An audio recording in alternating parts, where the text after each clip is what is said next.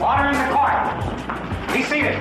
It's time for Talk Law Radio with Todd Marquardt. Todd Marquardt, attorney at law in Texas. If you're a millionaire or a thousandaire, Talk Law Radio is now on the air. Call in with your business law question, your elder law question, veteran aid, Medicaid, build a business to get paid. 210-308-8867. Or ask a question online at marquardtlawfirm.com. That's MARQUARDT lawfirm.com. And now it's Talk Law Radio with Todd Marquardt.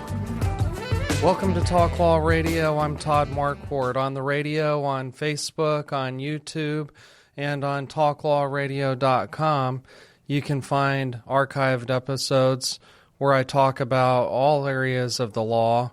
Last week, I talked about immigration law. I talked about the San Antonio Marvel Project.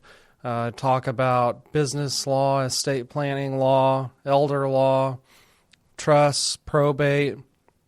Sometimes I talk about criminal defense. I have attorney guests from the area where I interview them about specific issues. If you have an interest in learning about a specific law or legal issue, email me at host@talklawradio.com or comment on Facebook, X, or YouTube.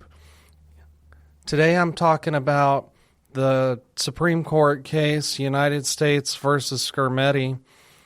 It was a case to evaluate whether a Tennessee law violated the Equal Protection Clause of the 14th Amendment by saying that doctors were prohibited from prescribing puberty blockers and hormones for minors to treat certain conditions. But so, is that an important issue in your life? Do you know those who seek that treatment? It's been in the news a lot recently, the past couple of years anyway. I never heard about gender dysphoria until President Biden was elected. But this Supreme Court case is important because there's a handful of states, 14 states or 16 states, that are regulating whether doctors can prescribe puberty blockers and hormones for minors. So the interesting thing about this case is that there was a previous Supreme Court case that had ruled that transgender identity was something like something that could be protected like sex discrimination. And so the people that wanted to block this case thought that the Supreme Court would rule in the same manner. But I'll cut to the chase and make the long story short and let you know that the Supreme Court says that there are lots of United States laws, lots of state laws that discriminate based on age. You know, you have to be age 18 to do certain things. You have to be age 21 to do certain things. And so they said that this Tennessee law that prohibited doctors from prescribing puberty blockers and hormones to minors was not discriminating on the basis of gender or sex, but it was discriminating based on age. I wanted to talk about gender dysphoria a little bit because I had to get some better understanding on it myself. So there's a mental health diagnosis book called the DSM version 5 that says gender dysphoria is the diagnostic term used to describe the distress a person experiences due to a mismatch between their gender identity and their assigned sex. It replaces the term gender identity disorder from the DSM-4. The diagnosis requires a significant incongruence between experienced or expressed gender and assigned sex and associated distress or impairment in functioning. There's some important terms here that we should define. Gender dysphoria again, is a concept designated in the DSM-5 as clinically significant distress or impairment related to gender incongruence, which may include desire to change primary and or secondary sex characteristics. Not all transgender or gender diverse people experience gender dysphoria. Gender expression is the outward manifestation of a person's gender, which may or may not reflect their inner gender identity based on traditional expectations. Gender expression incorporates how a person carries themselves, their dress, accessories, mannerisms, grooming, voice, speech patterns, and physical characteristics. Probably wondering why Todd Marquardt on Talk Law Radio is talking about gender identity and gender dysphoria. It's because the mission of Talk Law Radio is to help you discover your legal issue blind spots by listening to me talk about the law on the radio. And the Supreme Court decision describes, or it translates what the law means for us. And so in this case, the question was whether or not a Tennessee law that prohibits doctors from prescribing puberty blockers and hormones to minors violates the Equal Protection Clause of the 14th Amendment. So the Supreme Court was further explaining what the Equal Protection Clause of the 14th Amendment covers.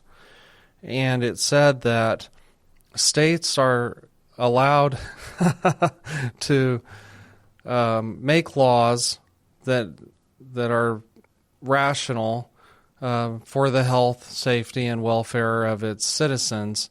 And so this is a health law to regulate how physicians prescribe medicines and treatments to minors.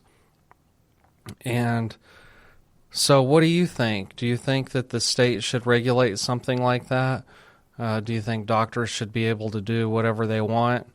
And I'm going to get into this a little bit later. Why is gender identity such a big idea now? I don't remember hearing about this when I was growing up. I don't remember any kids in my class wanting to be a different gender. Do you? If you have an opinion about this, comment on my Facebook page, Talk Law Radio, or go to YouTube, subscribe to that channel, Talk Law Radio, and post a comment there. You can also email me privately at host@talklawradio.com. That's HOST @talklawradio.com. I'm just interested in getting some feedback on this I want to find out what y'all think about it. And so I was talking about that Supreme Court case, and I wanted to get some better understanding on what this mental disorder is and how is it treated. So I was going through some definitions, and I'll continue that. Gender identity is a person's inner sense of being a girl, a woman, a boy, a man, some combination of both, or something else, including having no gender at all. This may or may not correspond to one's sex assigned at birth. You may have heard the term non-binary. That means individuals whose gender identity is neither girl, woman, nor boy, man.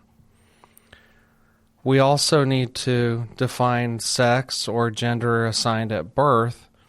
Traditional designation of a person as female, male, or intersex based on anatomy, that is, external genitalia, and or internal reproductive organs, and or other biological factors like sex chromosomes. Sex and gender are often used interchangeably, but they are really different. It's best to distinguish between sex, gender, identity, and gender expression to avoid making assumptions about a person regarding one of these characteristics based on knowledge of the others. This is sometimes abbreviated as assigned female at birth or assigned male at birth. And this is different than sexual orientation, which describes the types of individuals toward whom a person has emotional, physical, or romantic attraction. And then there's the word transgender, an umbrella term describing individuals whose gender identity does not align in a traditional sense with the gender they were assigned at birth. It may also be used to refer to a person whose gender identity is binary and not traditionally associated with that assigned at birth. So I'm talking about the Supreme Court case that ruled that the Tennessee law was not unconstitutional. So the Tennessee law stands, which prohibits doctors from prescribing puberty blockers and hormones to minors. So there's also a Texas law about this. It was couple of years ago. It started as Senate Bill 14, and it's now in the Health and Safety Code, which has a similar law. It's a similar law to the one in Tennessee. So I'm talking about this because the Supreme Court case said that Tennessee law made it. Well, no, I'm talking about there was a Texas Supreme Court case.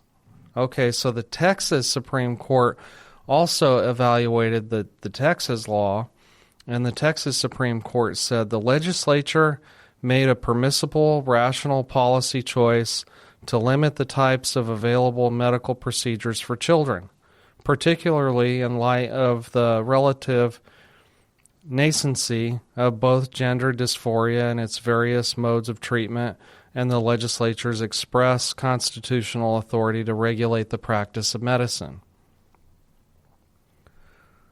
So the key provisions of Senate Bill 14 are that it prohibits healthcare professionals from providing puberty blockers, hormone therapies, and gender transition surgeries to minors in Texas. It also restricts public funds, including Medicaid and Children's Health Insurance Program, to pay for those treatments.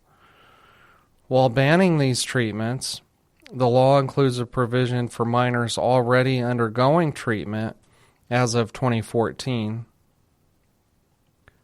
No, maybe it's 2024, to wean off the medications in a medically appropriate manner.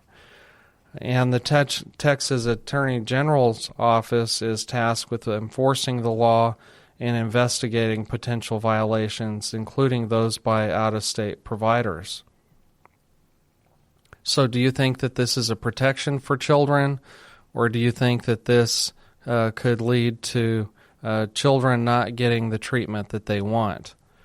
One, I think it's the Texas law that says, no, it's the DSM that says you could be diagnosed with gender dysphoria if you're experiencing symptoms for 6 months.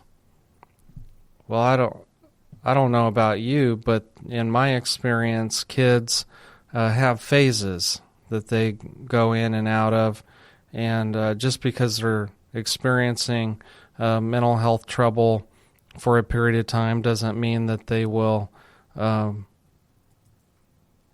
be free from that at some point. They might go see a therapist. They might do some talk therapy. They might just change their mind. I don't know if this is a permanent disorder that you never change out of. What do you think? Email me at host@talklawradio.com. And by the way, I'm not trying to be insensitive about this. I'm just trying to talk about the law and find out what you think. So don't get mad at me for talking about it. You know, I realize there's different viewpoints about this. I realize that the people that do suffer from feeling like that they're the wrong gender than the one assigned at birth really feel deeply about their concerns and their discomfort about it. So I'm not trying to minimize that. I'm just trying to talk about what the law is on it and what you're allowed to do and what you're not allowed to do. And so we know in Tennessee and in Texas, doctors are not allowed to give puberty blockers or hormones to children. So that's interesting, isn't it? Okay, I was wondering about how did we get to this point? How did we just start hearing about gender changes more so now than we did 25 or 50 years ago? And so I asked Grok, which is the AI tool app through X, formerly known as Twitter, and what it does is it searches those X posts to find what other people say, so it's a faster way of reading through X. You know, I didn't want to scroll through X for hours and hours reading all of the comments, because some of the comments are not reasonable or logical. They're just based on emotion, and I don't think I don't learn anything from those. I like it when somebody makes a post that explains why they feel what they do. And so Grok says that the apparent increase in gender dysphoria prevalence, particularly among adolescents, is likely due to a combination of social, cultural, and medical factors, though exact causes remain unclear and data is limited. One of the arguments is that we hear more about it now than ever is because of increased awareness and social acceptance. You know, social media, everybody has the ability to just post how they feel. It's like a newspaper every second. In the old days, I would imagine that news that got printed in the newspaper was heavily vetted. They had to decide what is good news to put in the newspaper. And I don't mean good news versus bad news. I mean news that people are going to want to read. So there's greater visibility of transgender identities through media, education, and advocacy has reduced the stigma, allowing more individuals to openly express gender dysphoria or identify as transgender. Younger generations especially feel safer exploring and articulating their gender identity in environments that are more accepting than in past decades. For example, surveys indicate that about 1.2 to 2% of high school-aged teens now identify as transgender, a significant rise from earlier estimates. This suggests a cultural shift, enable more people to recognize and report gender dysphoria. Here's another reason that we might be hearing about it more. The changes in diagnostic frameworks, such as the DSM-5's shift from gender identity disorder to gender dysphoria, have broadened the criteria to include a wider range of gender incongruence experiences. Improved access to gender identity services and better training among healthcare providers also mean more cases are identified and recorded. For instance, referrals to gender dysphoria clinics in Western countries have risen significantly over the past decade, with England reporting around 8,000 adult referrals in 2018 and 2019. Here's another reason that we might be hearing about gender dysphoria more. There's a social contagion hypothesis. Some researchers and commentators propose that social influences, particularly among adolescents, contribute to the rise.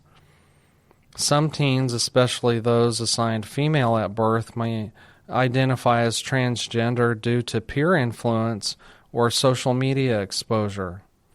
A 2018 study by Lisa Littman noted that 82.8% of surveyed parents reported their child's gender dysphoria emerged suddenly during puberty, often alongside peers identifying as transgender or heavy social media use. Now, this isn't proven or anything, it's just a hypothesis, so you can take that with a grain of salt.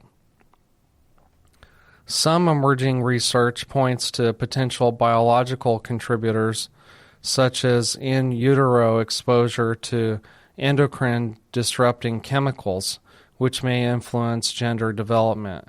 These chemicals can alter fetal testosterone levels, potentially increasing risk for gender dysphoria and related conditions like autism spectrum disorder, which shows higher prevalence among gender dysphoric youth.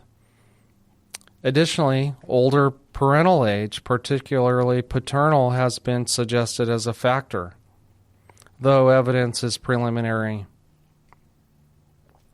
Another reason we might be hearing about it more, I know there's a lot of reasons here, but just bear with me, because we're learning. We're trying to figure out what's going on here. And it's all related to the law, because God started with one law: don't eat from the fruit of that tree. Then he gave Moses the 10 Commandments. And now we have municipal, state, and federal lawmakers that won't stop creating new laws that impact you without you knowing it. And since we're talking about some laws that prohibit doctors from doing certain things, you know that the state can regulate the practice of medicine. It's a state-by-state type of profession. And so other states are probably going to allow doctors to keep doing this. And so does that mean that people are going to be moving from state to state, or are they going to just travel, go on vacation to another state so that they can get their child some puberty blockers? I don't know. But here's another reason that we're hearing about this more. It's often gender dysphoria is often combined with other mental health issues like depression or anxiety or neurodevelopmental conditions like autism. Historical data shows transgender identities have always existed, but social disapproval often suppressed open expression. So that could be. It sounds logical. So that's interesting, right? I thought that we should talk about what it is so that we can understand what the law is. So the United States Supreme Court case that I've been talking about is United States versus Skermeti. And in the opinion, the court said, on its face, this Tennessee law incorporates two classifications, one based on age, allowing certain medical treatments for adults but not minors, and another based on medical use, permitting puberty blockers and hormones for minors to treat certain conditions, but not to treat gender dysphoria, gender identity disorder, or gender incongruence. The classifications are based on age or medical use, are subject only to rational basis. That the 14th Amendment, the Equal Protection Clause, requires a higher degree of scrutiny if it's declared to be a protected class like sex or religion or age, but not in this case. The plaintiffs argue that there should be heightened scrutiny because it relies on sex-based classifications, but the court said neither of those classifications turns on sex.